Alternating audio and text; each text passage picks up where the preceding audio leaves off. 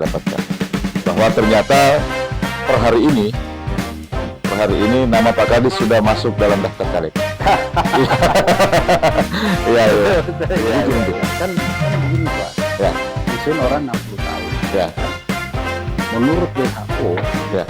umur muda itu sampai 65 tahun. Iya. Umur muda itu sampai 65 tahun. Iya. WHO Pak. Iya.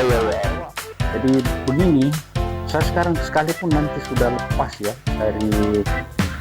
dari struktur dia Pemerintahan. masih ada hal lain yang sampai sekarang kita mesti jalani.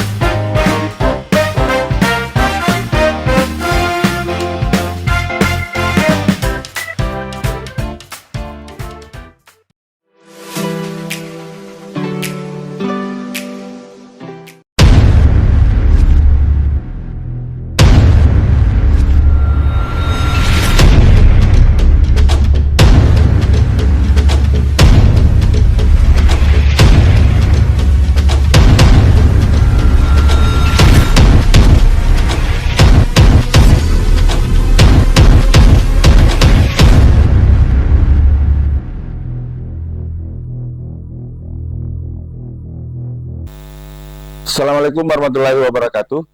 Kita ketemu lagi di channel Medium TV. Seperti biasanya kita berada pada program Kupas Tuntas Organisasi Perangkat Daerah. Sekarang kita berada di kabupaten yang berbeda. Sebelum-sebelumnya kita berada di Kabupaten Bulukumba, Wajo, dan Maros. Nah, alhamdulillah kita sekarang ini sudah ada di Kabupaten Luwu Utara, ya, di ujung, ya, hampir ujung Sulawesi Selatan ya. Nah, dalam keterbukaan informasi publik, program Kupas Tuntas OPD ini kita lakukan di Medium TV, dan sekarang kita coba mau mengenal dan mengkupas tuntas beberapa OPD di Kabupaten Luwu Utara. Nah, kali ini saya akan ditemani oleh salah satu narasumber saya yang sangat berkompeten di bidangnya tentunya, dan beliau adalah Kepala Dinas Pertanian. Nah, beliau sebelum menjadi Kepala Dinas Pertanian, beliau pernah menjadi Kepala Dinas Perikanan dan Kepala Dinas Perikanan selama 6 tahun. Wah, luar biasa. Setelah itu beliau pernah menjadi staf ahli bupati, terus pernah menjadi kepala Bapeda, terus pernah menjadi PLT Dinas PU, terus pernah menjadi PLT Dinas Tanaman Pangan, Hortikultura dan Perkebunan, malah 2 kali di situ beliau menjadi PLT. Nah, setelah itu mungkin beliau juga pernah menjadi PLT Perikanan dan Ketahanan Pangan. Nah, ini perikanan ketahanan pangan ini kan digabung ini, ketahanan pangan. Nah, sangat luar biasa. Beliau adalah Insinyur Rusidi Rasid MSI. Beliau sudah bersama saya di kantor beliau. Assalamualaikum warahmatullahi wabarakatuh. Waalaikumsalam warahmatullahi wabarakatuh. Alhamdulillah. Sehat Pak Kadis? Alhamdulillah. Nah, itu yang penting Pak Kadis. Yang begitu, Kadis. Nah, Ya. dalam rangka kita menggalakkan ini keterbukaan informasi publik kepada masyarakat, nah, tentunya. Nah, kali ini saya sudah berada di ruangan Pak Kadis untuk berbagi cerita kepada masyarakat Kabupaten Luwu Utara pada khususnya, dan masyarakat Sulawesi Selatan dan Indonesia pada umumnya tentunya. Ya, khusus sektor pertanian. Nah, khusus di sektor pertanian. Betul. Oke, Pak Kadis, sebelum kita melangkah lebih jauh, saya mengetahui bahwa pemerintahan sekarang ini, Ibu Indah dalam periode kedua ini mengusung jargon atau program ekonomi pulih, bangkit lebih tangguh. Ya. Nah, gitu. Nah, mungkin sebelum kita bicara lebih panjang, Pak Kadis mungkin bisa menjelaskan secara singkat pemaparan program dan target Dinas Pertanian Kabupaten Luwu Utara. Silakan, Pak Kadis. Ya. Terima kasih. Kalau target dengan program itu sudah ada dalam RPJMD kita. Ya. Itu sudah terurai dalam rencana jangka panjang, rencana jangka menengah pembangunan Kabupaten Luwu Utara. Itu disebut program BISA, di mana sektor pertanian salah satu yang Menjadi unggulan. jadi unggulan di sana. Program bisa. Program BISA. Ah, iya, iya. Nah, saya perlu menjelaskan bahwa ekonomi Luwu Utara, kontribusi sektor pertanian itu 49,04% dari PRDB Luwu Utara. Artinya bahwa hampir separuh perekonomian itu disumbang oleh sektor pertanian. Nah, itu tahun 2022 yang lagi hasil dari BPS. Nah, kenapa seperti itu? Karena kita memang diakui bahwa Luwu Utara itu wilayah atau daerah agraris. Agraris.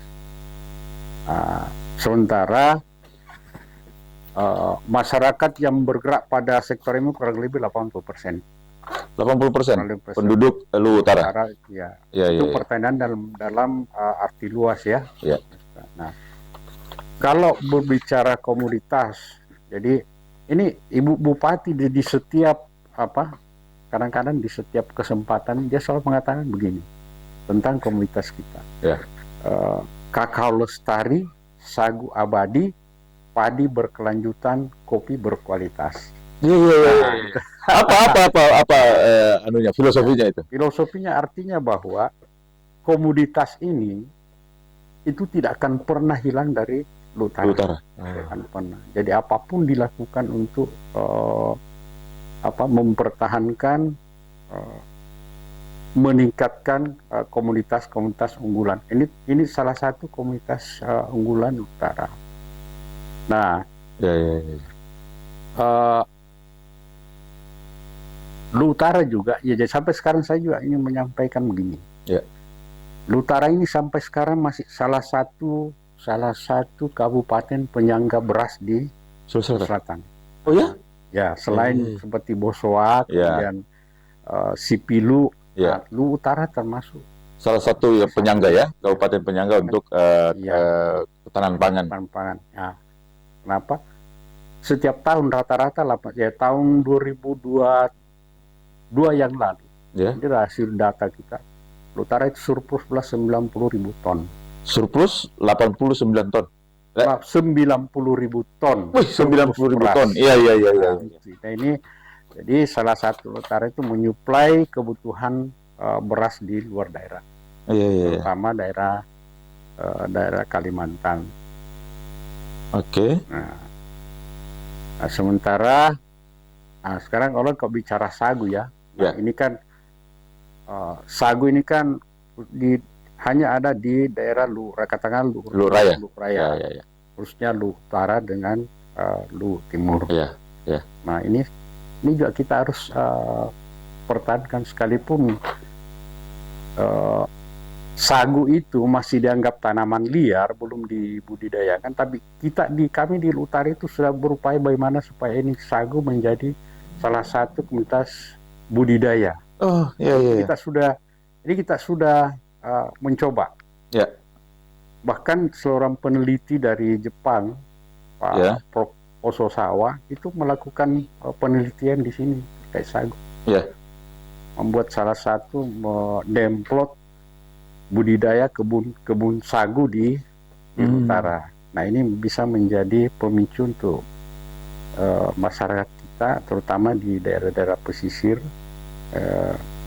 untuk bisa melakukan budidaya sagu ini saya kira seperti itu. Kemudian saya lupa juga komoditas kopi kan ini juga komoditas kopi kan juga itu agak spesifik karena kami punya daerah pegunungan. Kopi apa yang terkenal di Luwu Utara? Dua-dua ada Arabica, ada robusta. Ya. Karena kita di sini ada 3 wilayah dengan di atas 1000 meter dari permukaan laut. Jadi itu cocok untuk kopi. Ada mulai dari Rongkong, kemudian ada Seko dengan Kecamatan Rampi. Di Seko ada ya, kopi? Ada. Di Seko ada, di Rampi ada, di Rongkong ada. Nah itu juga salah satu andalan kita di Utara. Ya. Selain sawit, sawit juga termasuk salah satu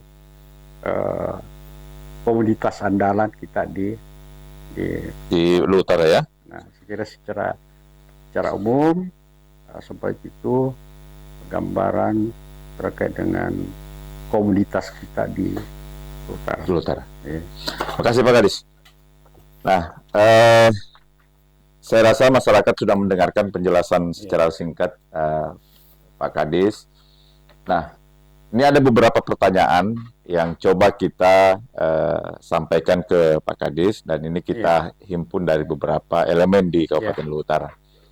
Nah, salah satu pertanyaan yang pertama, apa langkah yang diambil oleh Dinas Pertanian Kabupaten Luhut Utara dalam mengembangkan sektor pertanian di wilayah ini?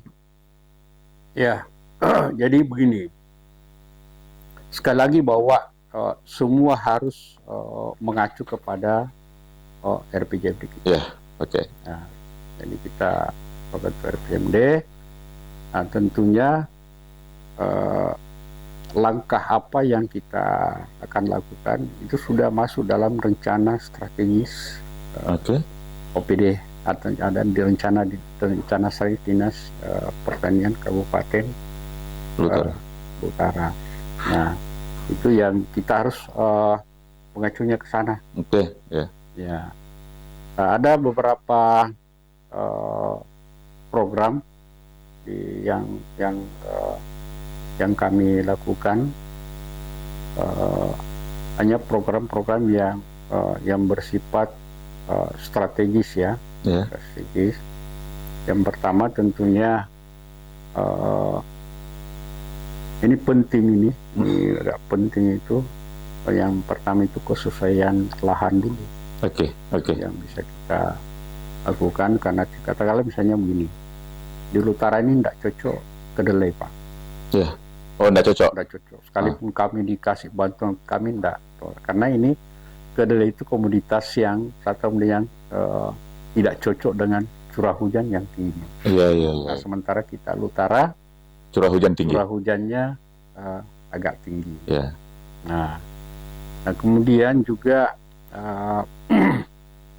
pemilihan komoditas. Jadi tidak semua komoditi cocok di Utara. Kami tentu memilih komoditi-komoditi yang pertama yang potensial dari sisi ekonomi. Kemudian cocok berdasarkan kondisi iklim dan cuaca di Utara. Nah, kemudian kadang-kadang kami juga melihat bahwa komoditas itu harus ada komoditi tertentu yang memang agak familiar dengan masyarakat kita. Nah, itu yang penting kita lakukan. Nah, kemudian ini juga perlu saya sampaikan bahwa ini kita baru mengalami bencana banjir bandang. Banjir bandang kemarin. Nah, banjir bandang kemarin. Nah, ini salah satu sektor yang terkena, bukan hanya infrastruktur prasarana umum, tapi termasuk infrastruktur pertanian yang kena. Nah, termasuk banyak lahan-lahan kami, lahan apakah itu sawah maupun perkebunan, itu banyak yang terimbas kena dampak daripada banjir bandang.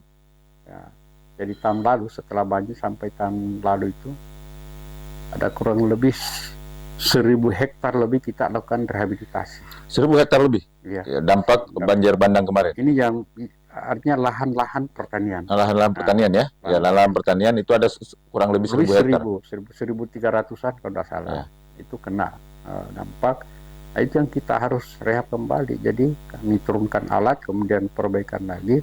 Nah, masalahnya sekarang hampir semua, katakan lahan-lahan yang kena dampar itu tidak produktif lagi sejak sebelum terdampak. Jadi ada mau tidak mau ya lahan-lahan itu butuh waktu yang lama untuk pulih kembali. Karena ada perubahan struktur tanah, unsur harap berubah dan lainnya. Nah, itu yang kita lakukan dalam 2 tahun terakhir setelah pasca banjir bandang. Iya. Oke, Pak Kadis, saya mendengar di Luwu Utara ini ada asuransi usaha tani. Iya, betul. Iya. Kenapa bisa terpikirkan itu? Bagaimana saya tanya?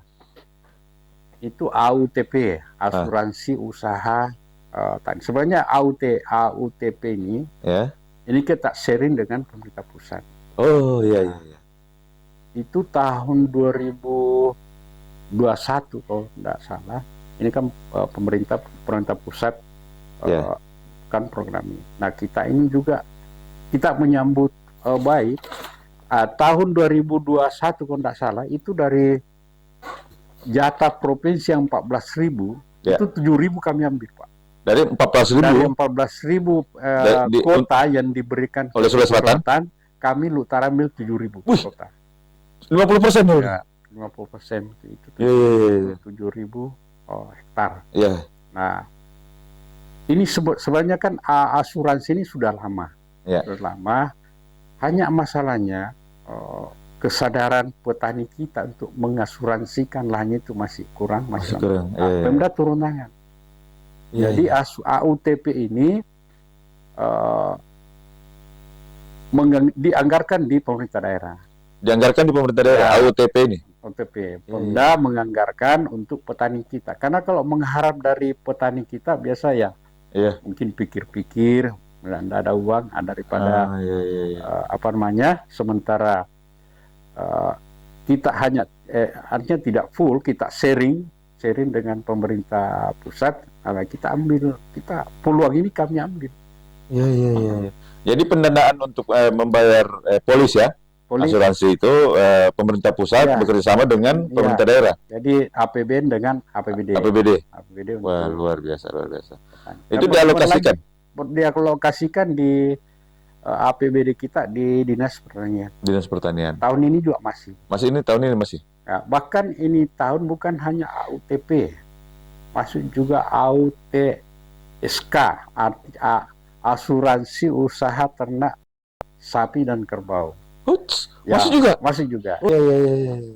Artinya yang kematian ternak itu diasuransikan. Nah, tentunya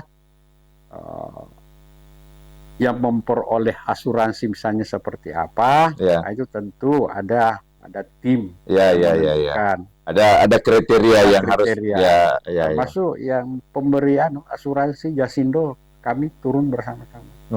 Maka ini cocok kriteria ini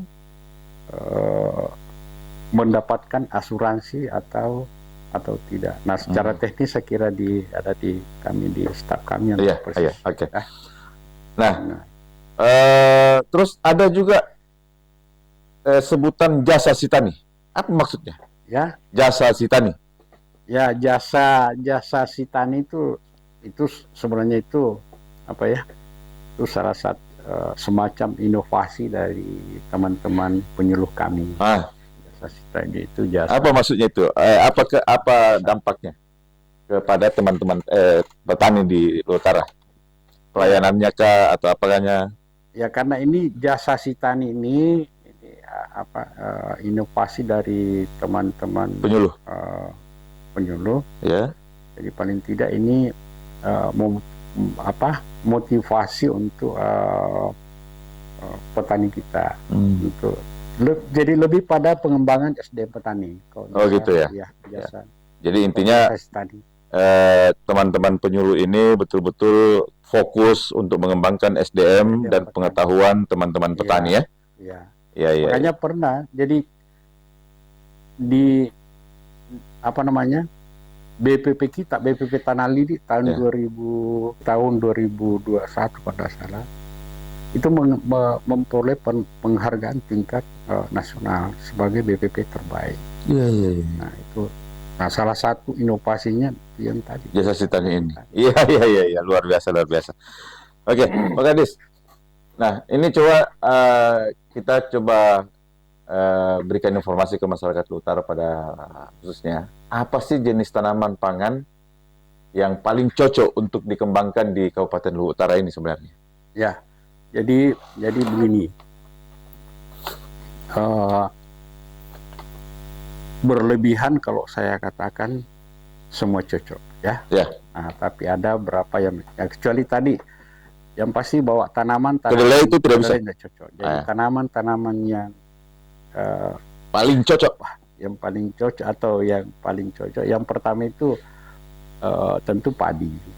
ya, Oke. Padi jagung itu dari tanaman pangan. Oke. Nah, kemudian untuk komunitas perkebunan ada 3. Ya. 3, kakao, Oke. sawit, dan kopi. Oh, Nah, iya, iya. Sawit dan kopi ya. Saya sedikit cerita tentang kakao ya. Ya. Ini dulu itu masih tahun 90-an sampai tahun awal 2000 itu, Utara itu masih menjadi salah satu penghasil kakao terbesar Di Sulawesi Selatan. Sulawesi Selatan. Oke. Ya, mungkin saja secara nasional, karena kalau kita bicara kakao ya pasti daratan Sulawesi. Nah, Oke. itu dulu sampai 56.000 hektar, Pak.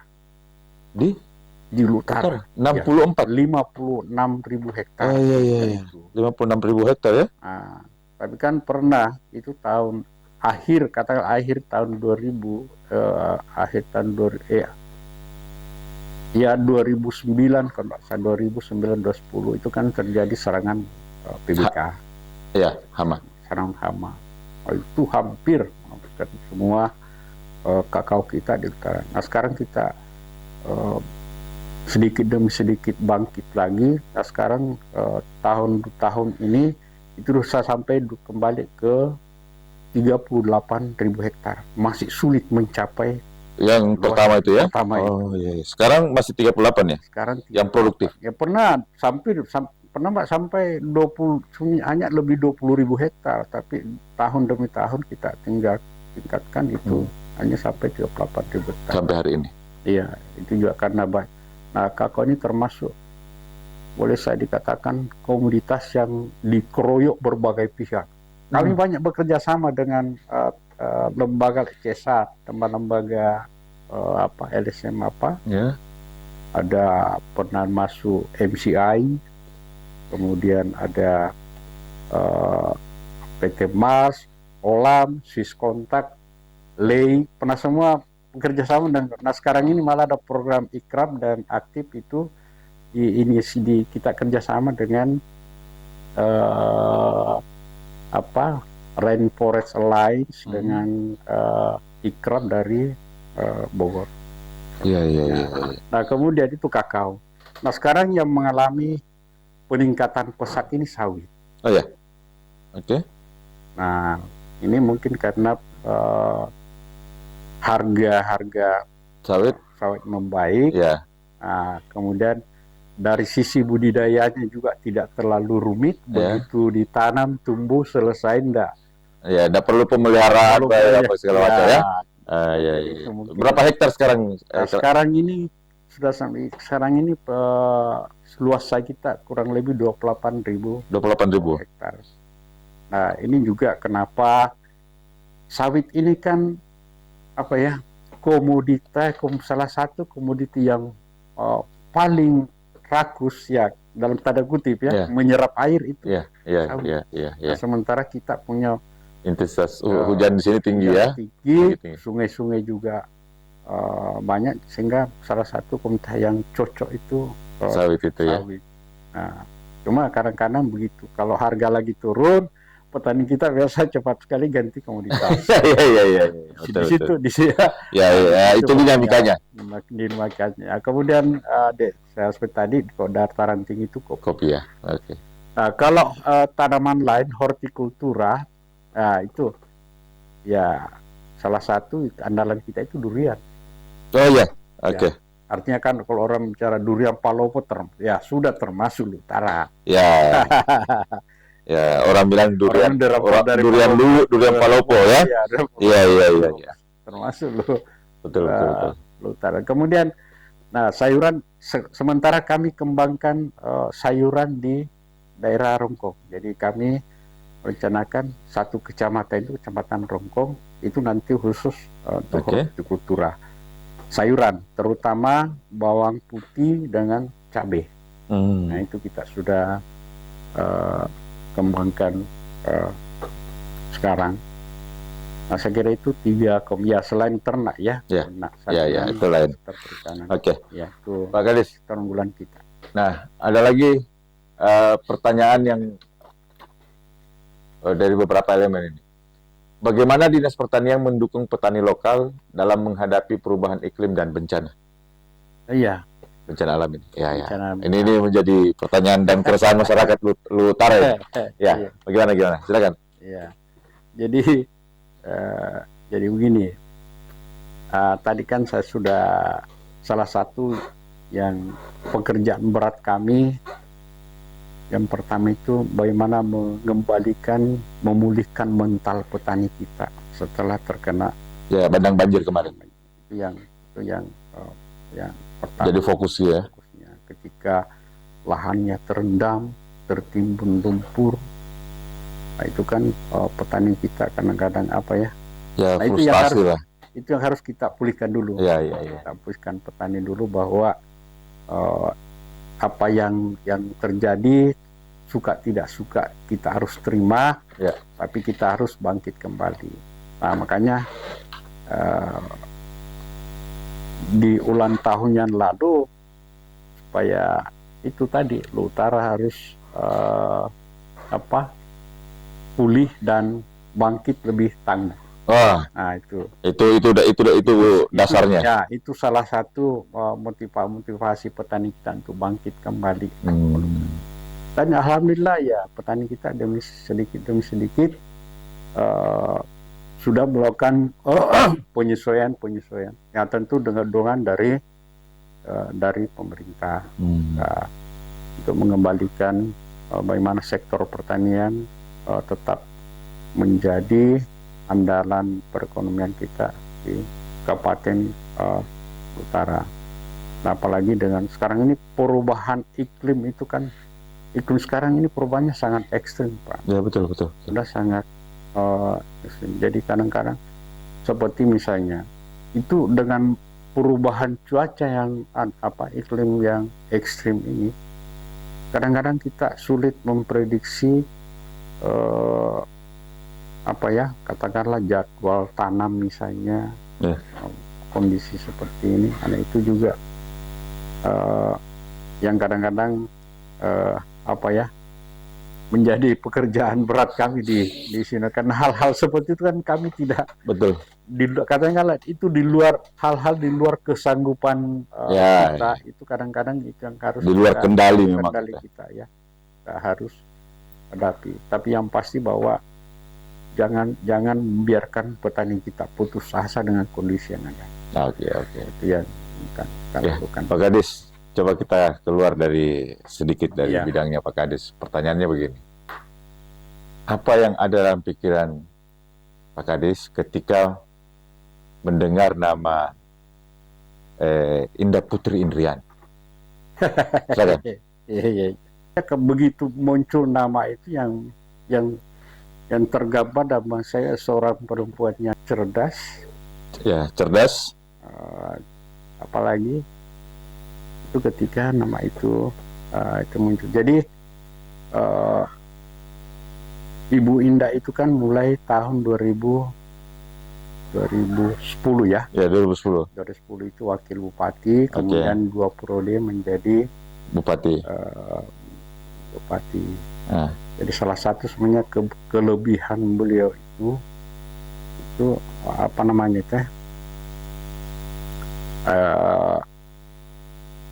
sosialnya kepada masyarakat itu. Satu-satunya bupati perempuan di Sulawesi Selatan yang betul-betul merakyat. Ya, katakanlah begitu. Ya. Rakyat. Dan itu tidak, satu juga kelebihan beliau, dia tidak pernah membedakan satu dengan yang lain. Iya. Juga beliau dia banyaklah kelebihan yang beliau miliki dibanding yang lain. Tapi poinnya adalah beliau seorang yang cerdas dan mampu dia mampu masuk dalam suasana apapun itu. Dan satu yang selalu saya ketika bersama, hampir setiap masalah pasti ada solusi yang bisa dia tawarkan. Salah satu kelebihan. Dan solusi itu menyelesaikan masalah tanpa masalah. Seperti pajak. Iya. Oke, Pak Kadis, kita kembali ke bidang Pak Kadis. Bagaimana Dinas Pertanian berkolaborasi dengan lembaga pendidikan atau penelitian dalam meningkatkan inovasi pertanian di wilayah Kabupaten Luwu Utara? Oh iya, jadi begini, kami banyak kerjasama bahkan MOU dengan beberapa perguruan tinggi, ya terutama Unhas dengan Unanda. Nah kami Unhas sama? Dengan Unanda. Kalau Unhas sudah lama. Ya. Lama kami bekerja sama.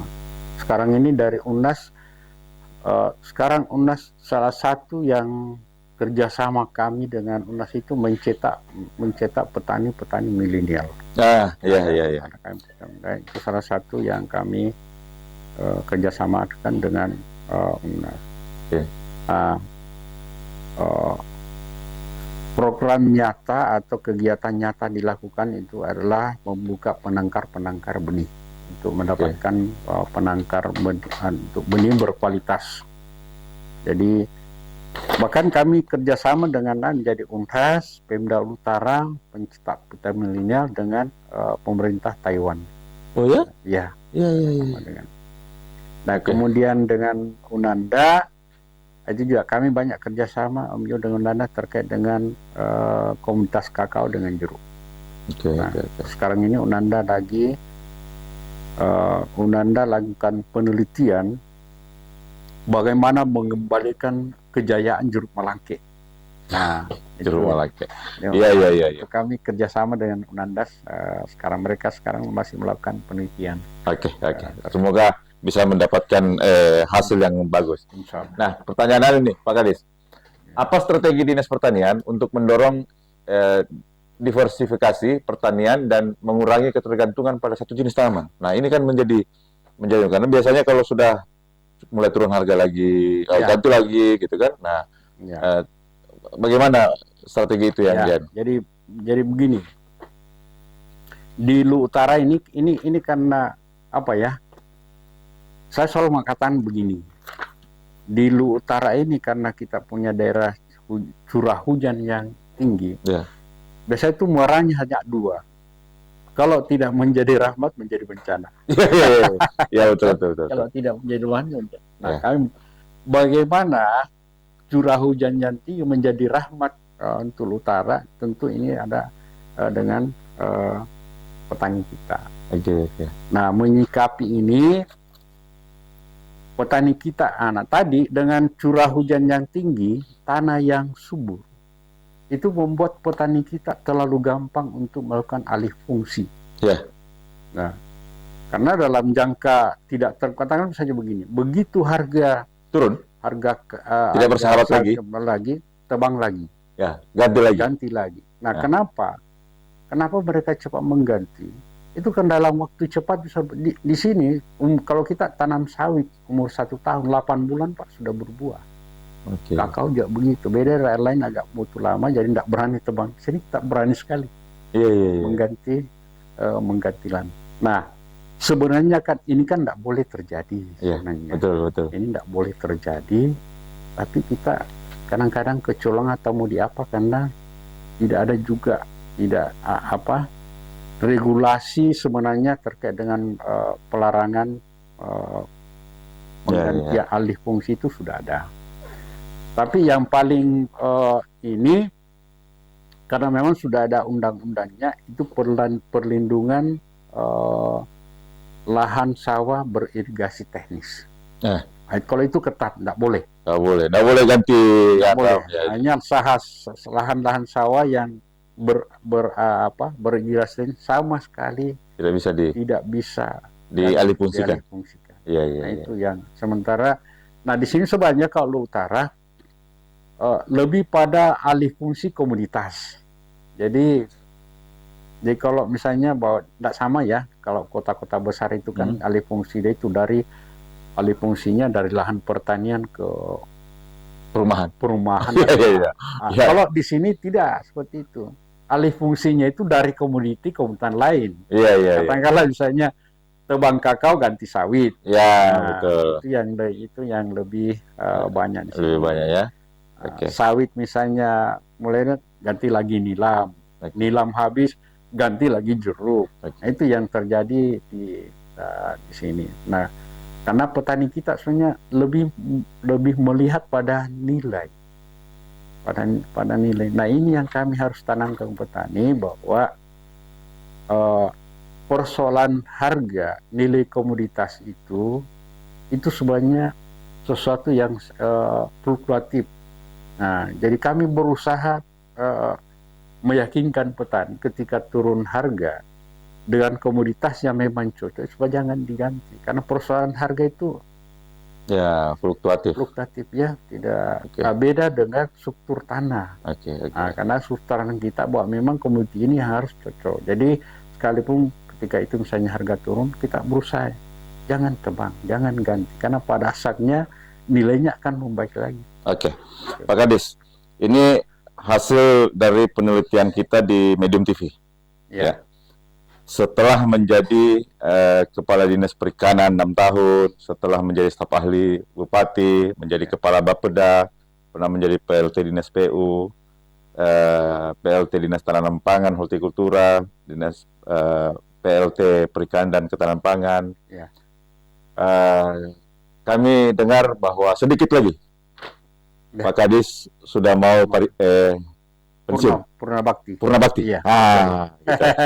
Nah, kira-kira setelah menjalani semua itu, apa yang terbersit di hati Pak Kadis setelah mengabdikan diri selama beberapa puluh tahun menjadi abdi negara dan sedikit lagi purna bakti? Silakan.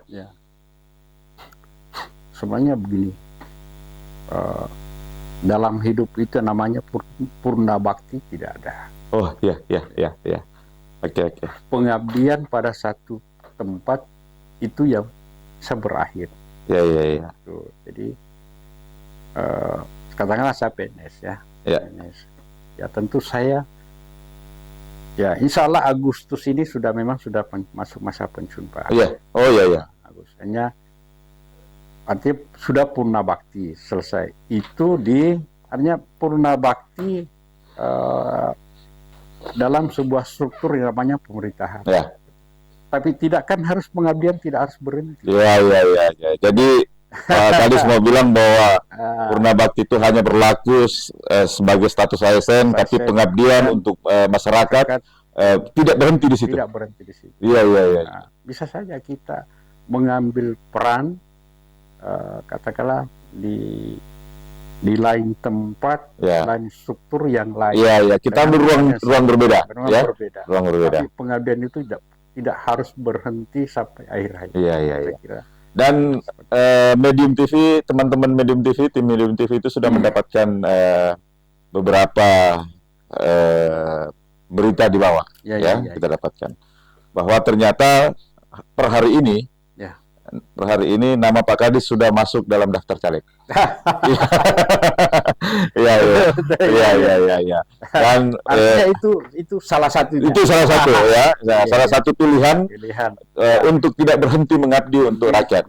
Iya. Jadi betul-betul saya memprediksi bahwa Pak Kadis ini tidak berhenti melakukan sesuatu untuk masyarakat Kabupaten Luhut Utara.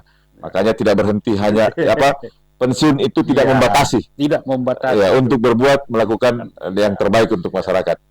Ya, Begitu mungkin. ya, kan begini Pak. Ya. Pensiun orang 60 tahun. Ya. Kan? Menurut WHO, Ya. umur muda itu sampai 65 tahun. Iya. Umur muda itu sampai 65 tahun. Iya. WHO Pak. Iya. Bahwa kalau masih 65 itu masih kategori muda. Masih kategori muda. Artinya kalau pensiun 60 tahun, berarti masih ada 5 tahun ini. Kita masih dianggap muda. Efektif, muda ya? Iya. Nanti setelah itu baru dianggap. Ya. Oke. Ya, sangat luar biasa. Oke, terakhir Pak Kadis. Nah, dari semua obrolan kita ini, ada beberapa yang masyarakat sudah tahu dari Pak Kadis, mulai dari apa-apa yang sudah menjadi apalagi kerja-kerja dinas pertanian, dan apa-apa yang menjadi fokus konsen dinas pertanian. Nah, sekarang mungkin ada harapan-harapan, ya, karena kita tadi sudah singgung bahwa sedikit lagi ini Purna Bakti khusus untuk di dinas pertanian ya. Mungkin ada pesan-pesan untuk masyarakat, ada pesan-pesan untuk teman-teman di dinas pertanian dan lintas OPD tentunya. Dan harapan Pak Kadis sebagai apalagi sebagai tokoh di Luhut Utara ini kepada masyarakat Kabupaten Luhut Utara. Silakan Pak Kadis. Jadi ada yang saya lupa tadi. Ini sebelum saya pesan-pesan apa ya? Karena ini penting. Masalah pengabdian ya masyarakat. Jadi begini, saya sekarang sekalipun nanti sudah lepas ya dari struktur dia pemerintahan, itu masih ada hal lain yang sampai sekarang itu saya mesti jalankan. Ya, termasuk sekarang saya masih ketua Pordi Pak. Iya, betul. Jadi itu tidak berhenti. Iya. Nah, kemudian sekarang ini juga saya masih ketua Kahmi Luhut Utara, Ikatan Cendekia Muslim Luhut Utara. Korpres Kahmi Luhut Utara. Kemudian ada juga ketua Rapi Luhut Utara. Iya. Radio Antar Penduduk. Antar Penduduk. Nah, sampai sekarang juga saya masih di ketua harian Perbakin. Iya. Kemudian organisasi keluarga seperti itu. Artinya bahwa masih banyak pekerjaan tidak harus selesai. Iya, betul. Masih banyak. Malah kalau ada kemudian ada lahan lain lagi, ya boleh saja. Iya. Semangat. Oke, silakan. Nah, ini sudah sering saya sampaikan kepada teman-teman semua bahwa saya pernah sampaikan kalau saya pensiun mungkin secara fisik kita berpisah, tapi secara emosional dengan visi yang sama kita tidak pernah berpisah. Kita tetap bersama. Saya kadang jelaskan perjalanan saya seperti apa, saya sampaikan pada teman-teman, jangan pernah berhenti, jangan pernah lelah, selalu semangat untuk mengabdi. Insya Allah semangat yang ikhlas, pengabdian yang ikhlas itu pasti akan berbuah dengan kebaikan. Itu saya. Amin. Nah kemudian begitu juga dengan teman-teman OPD yang lain. Ya alhamdulillah saya dengan teman-teman OPD lain selama ini beri kata kerjasamanya cukup bagus. Apalagi dengan seringnya saya berputar di OPD, jadi hampir saya teman-teman staf itu sudah saya sudah kenal baik dengan mereka. Yang penting pesan saya bahwa tetap bekerja dengan baik. Ikuti seperti apa visi pemerintah, itu tetap harus kita jalani. Kemudian yang paling penting tentunya bahwa setiap staf itu, apalagi namanya ASN itu pasti mengejar karir. Ingat bahwa karir itu, mengejar karir itu harus diimbangi dengan prestasi. Betul. Jangan berharap karir bagus, prestasi. Iya. Nah, itu berbanding lurus itu. Betul. Prestasi dengan karir itu saya selalu pesankan kepada teman-teman semua. Iya. Untuk masyarakat Kabupaten Luwu Utara. Ya, kalau masyarakat Luwu Utara, ini kan masyarakat kita kan seperti yang sampaikan tadi, kurang lebih 80% bergerak di sektor Pertanian. Jadi harapan saya kepada masyarakat tentu pada juga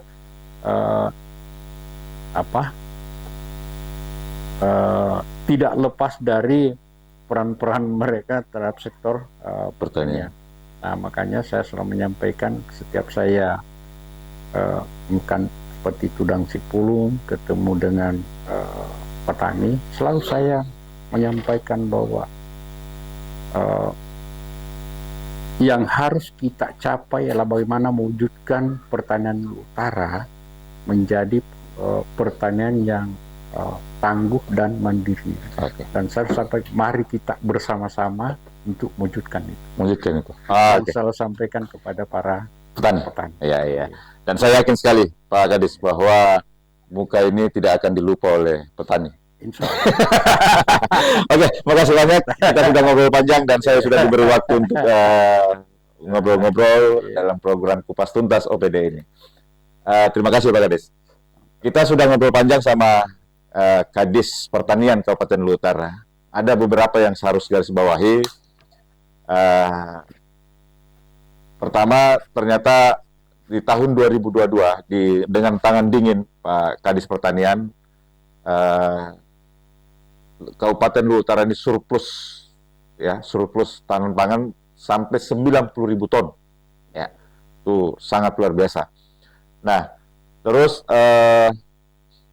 Pak Kadis juga ini lagi giat-giatnya untuk menjadikan sagu ini menjadi salah satu komunitas budidaya untuk di Kabupaten Luwu ini.